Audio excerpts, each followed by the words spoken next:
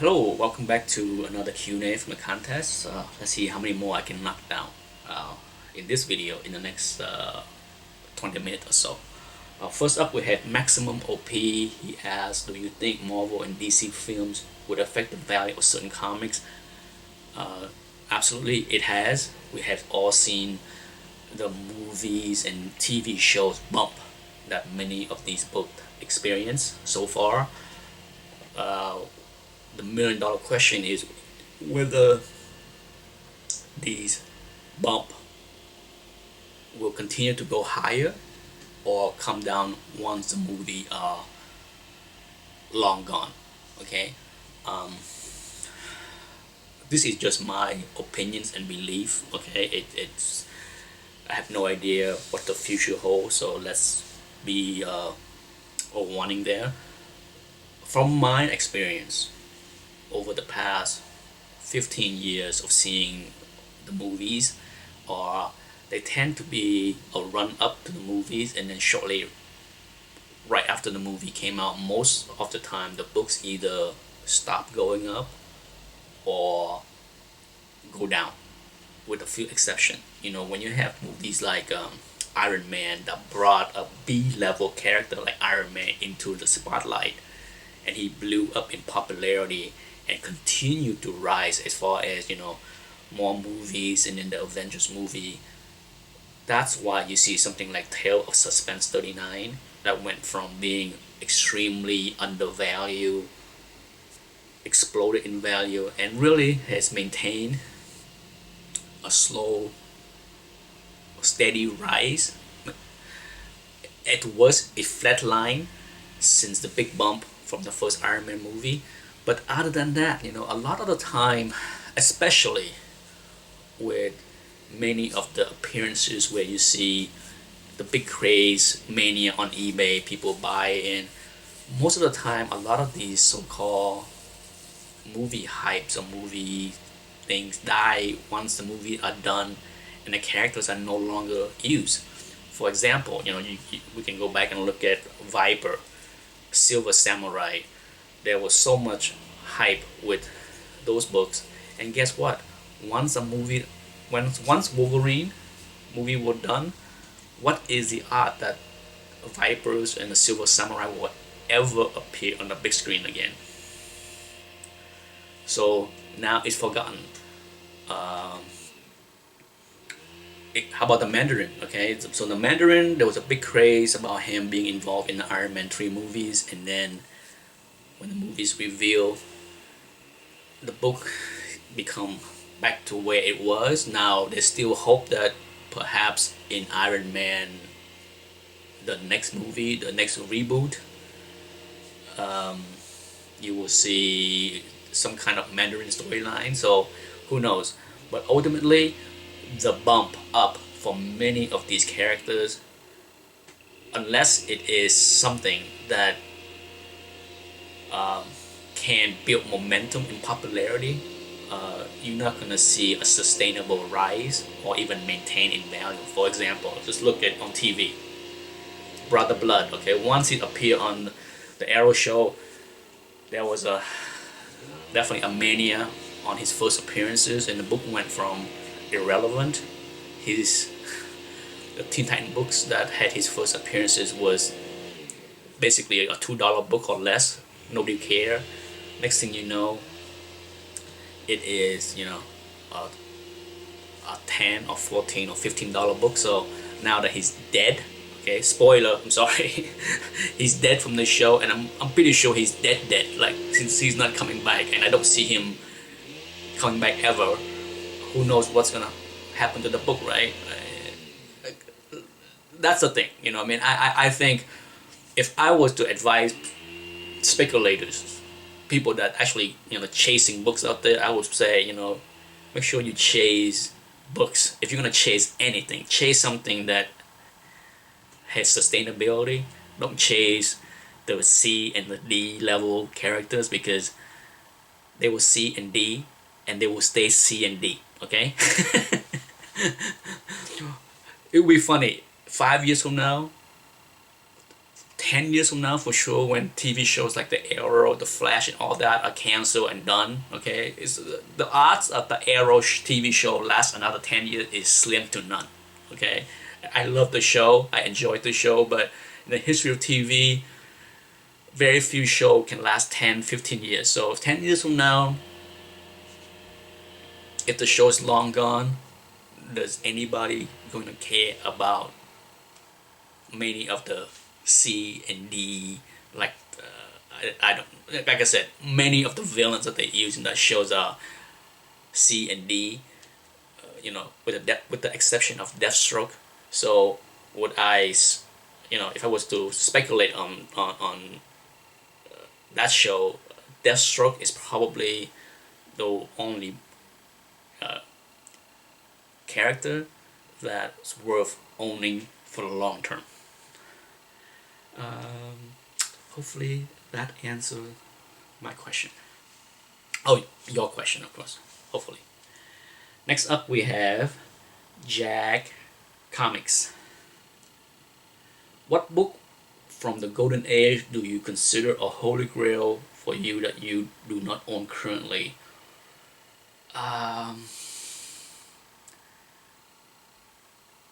I would say the one book that I wanted for a long time and I wish I bought years ago. I had multiple opportunities to buy this book, but for some reason I didn't.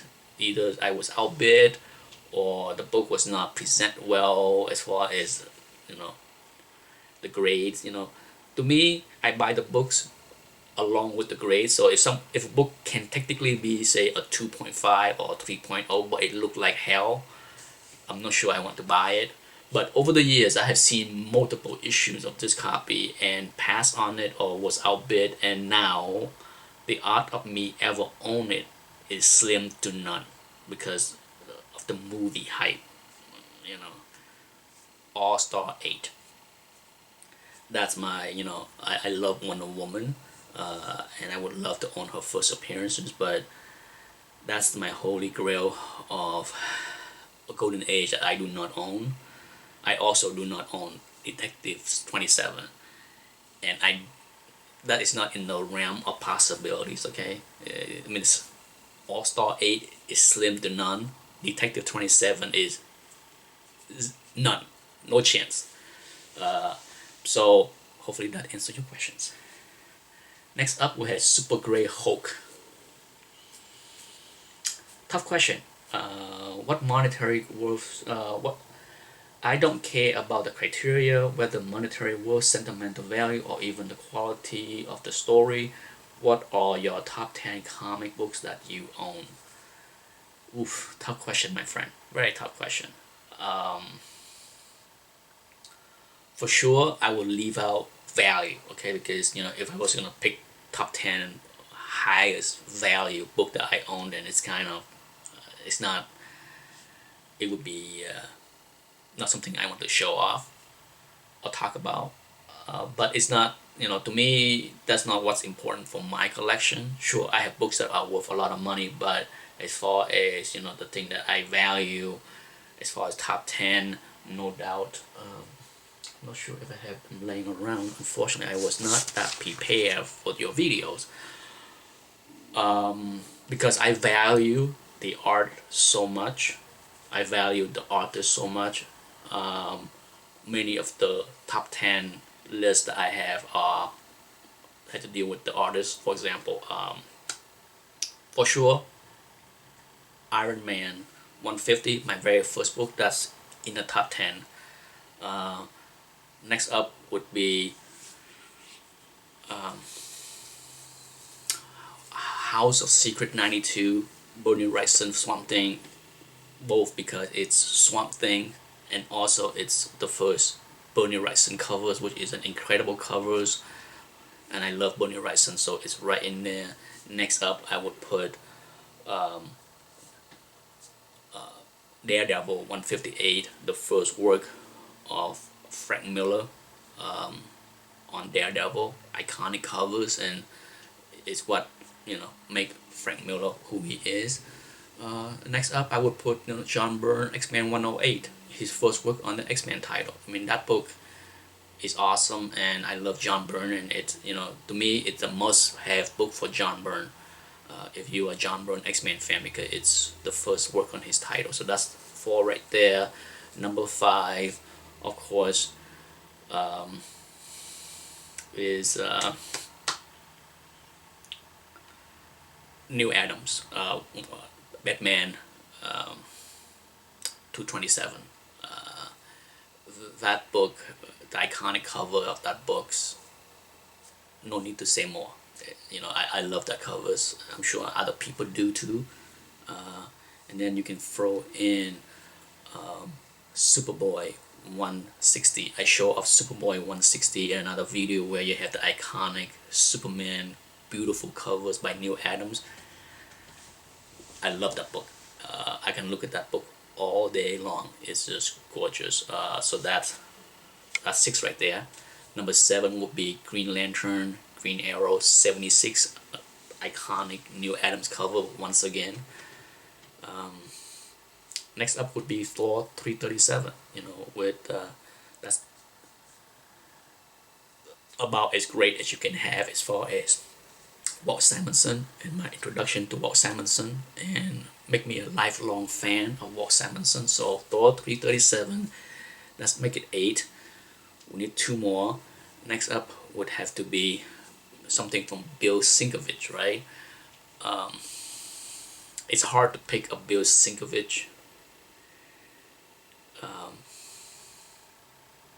book, because there are so many incredible covers. But once again, I'm going to go with his very first work on the New Mutant title, New Mutant 18. That book introduced me to him, and it had made him a lifelong favorite of my comic book artist, so no doubt. So that's number 9. And last but not least, I would have to go with Conan 1, just because I love Barry Windsor Smith so much, and that is such an iconic covers as far as what he did, even when his style was not that refined yet, but it is historically significant as far as the time, the introduction of Conan, one of the book that people mention as the start of the Bronze Age, which I love dearly. So that's it. That's my top 10 as far as books that mean a lot to me, regardless of the condition, the value that they are. Okay. Next up is El Paquiro from Mexico. What do you think would happen to the industry if they had never appeared a comic book price guide in 1970? I think the industry would be pretty much the same, to be honest, because you gotta understand, prior to 1970, and even in the early 70s, many dealers have their own guide price list that they sent out to people that want to order through the mail or at conventions.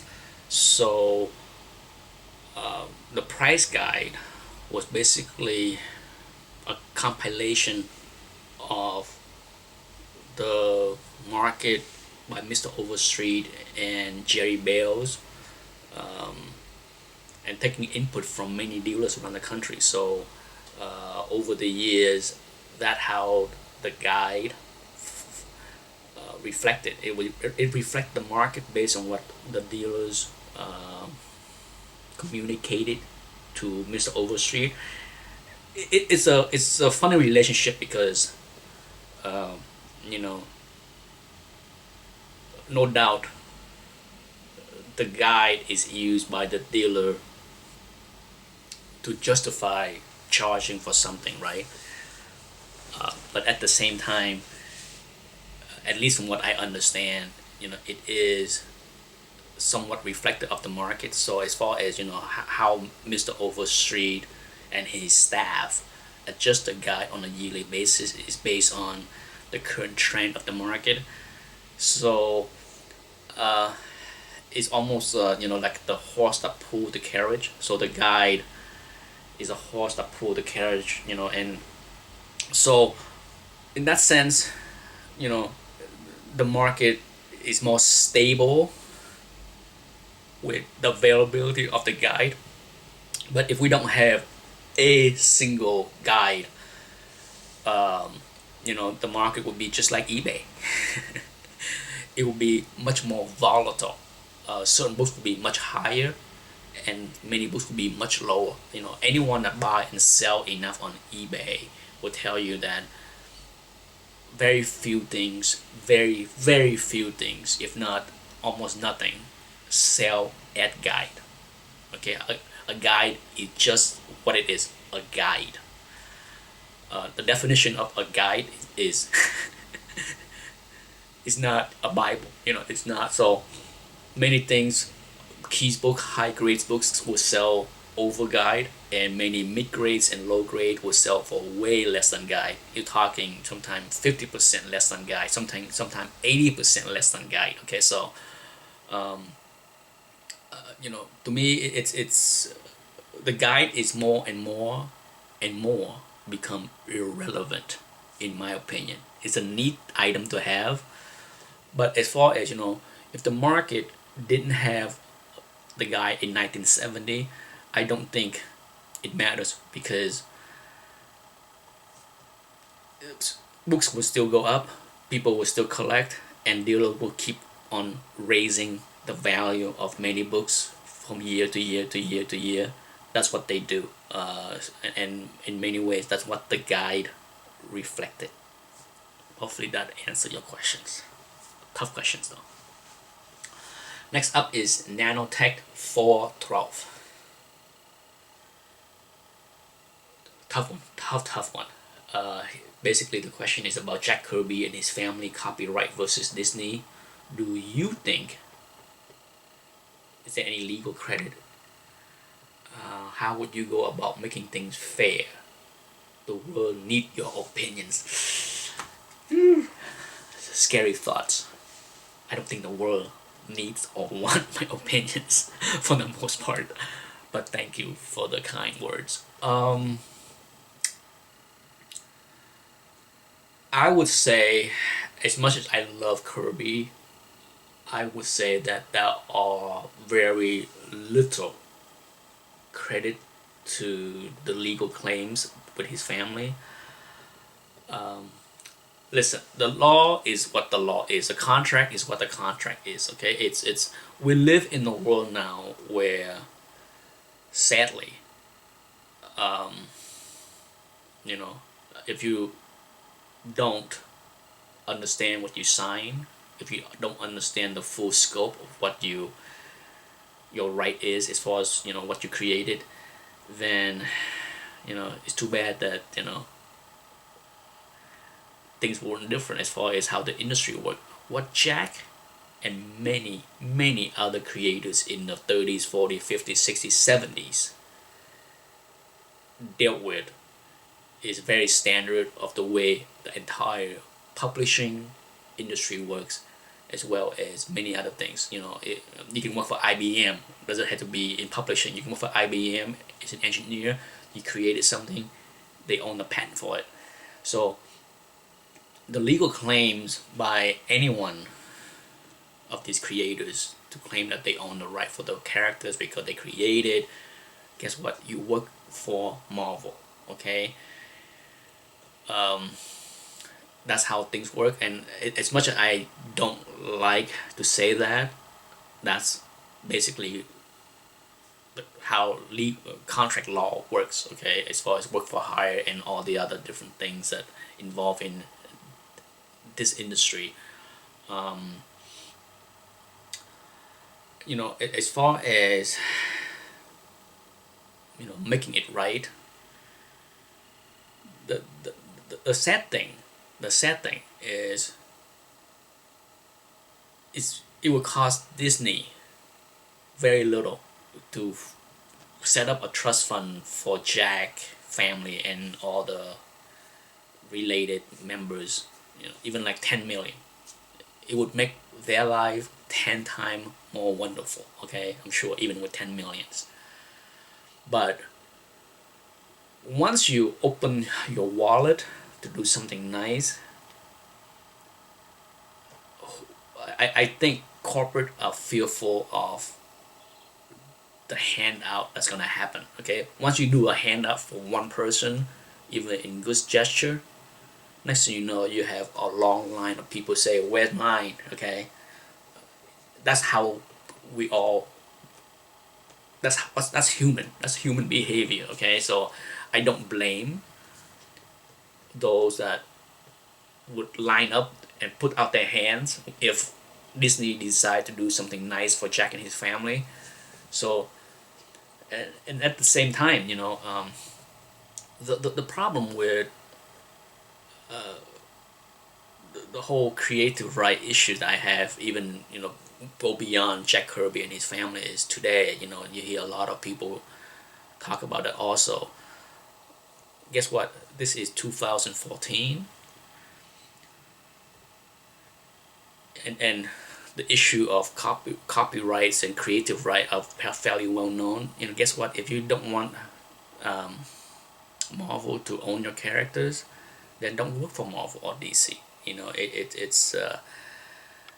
But if you want to draw your favorite character, whether it's Spider-Man or not, and that's why you work for Marvel, and you end up creating a character for the Spider-Man title, and then regret later that you didn't get any kind of money or big money for it. You have yourself to blame, because ultimately, because you the creators wanted to work for Marvel. Okay, we would live in a pretty ugly, crazy world if contracts and law and rights are not enforced. I mean, one reason I'm pretty sour on professional sport for the most part. I mean, I still enjoy watching, but I don't go to games anymore. I refuse to pay $50 or $100 for tickets. I will watch all the games on TV, because I think that's one area of contract that are complete farce. You have all kind of athletes signing contracts, and then it sounds all great, okay, but 2 years into a 5-year contract, not enough money. I'm gonna hold out. I'm gonna sit out. Not gonna show up to training camp. All that kind of nonsense. Make a complete farce out of contract law. I work with lawyers all day long, so I have my own take on trying to follow the law. But that's it. That's my take. As far as what I can do for Jack and his family, like I said, if it was up to me in a perfect world, I would set up a big trust, 10 million, 20 million. Trust me, he's deserve all of that, okay? Because Stan Lee had made money hand over fist the last many years with what's going on with Marvels and all the movies. You know, so throwing Jack a little bit of something. But once you do that, you gotta do something for the Gene Colan of the world, the Buscema, the Romita of the world, because like I said, there are a lot of creators that created a lot of things in the '60s beyond Jack Kirby. So you know, if I was gonna do it, I do it for all of them. But like I said, the problem with that, as I mentioned, is the long lines of handout that's gonna happen, and I'm guessing Disney don't want to deal with that long lines of handout. I think I have time for one more questions. This is gonna be a long one. I think it's from Mr. Big Shot, Mr. A himself. He wrote a pretty lengthy questions. I got to find it. Here we go. Mr. A, Big Shot himself. Favorite editor, Roy Thomas. Favorite writer, the team of Chris Claremont and John Byrne. I will always credit that run of X-Men to both John Byrne and Chris Claremont, because I think John Byrne played a significant role in the plots and storyline that make that run so wonderful. I'm biased, but since John Byrne left that book, Chris Claremont writing was more convoluted. I know a lot of hardcore X-Men fans don't like to hear that, but I'm not a big fan of all of those multi-long, multi-years storyline that Chris Claremont came up with. Too complicated, in my opinion. Favorite penciler, Neil Adams. Favorite inkers, Tom Palmer. Favorite colorist, I would go with Lynn Varley. I think that's her name. It's a great colorist that worked with Frank Miller and then married Frank Miller and then divorced Frank Miller. But a lot of the work that you see in Dark Knight, Ronin, 300, the beautiful colors that make those books so wonderful, are Lynn Varley. Favorite lecturers, to be honest, no idea. I have never paid attention to that, so I can't say. Favorite cover artist, Neil Adams. Favorite comic book story, Dark Phoenix Saga or the Phoenix Saga. Favorite comic books, X-Men. Favorite limit comic book series, uh, Dark Knight by Frank Miller. Favorite graphic novels, God Love, Man Kill. Favorite character, Wolverine. Favorite publication about comics, favorite fanzine, I would go with Alter Egos. If I could, and I have been trying to, is buy the older issue of Alter Egos because they have wonderful articles and write-ups and sketches and drawing. And to me, that's probably one of the best early fanzines, Alter Ego. And that's it. That concludes the Q&A session. I think I answered all the questions except Schmo Daddy. Your answers are coming, my friend. If I missed your question, let me know and I will answer it. I try my best to go down the list and answer every question, but that, I believe, conclude the long list of questions of things that you want to know. Anyhow, thanks again for all the great questions, and I made it to the end. Thank you. Bye.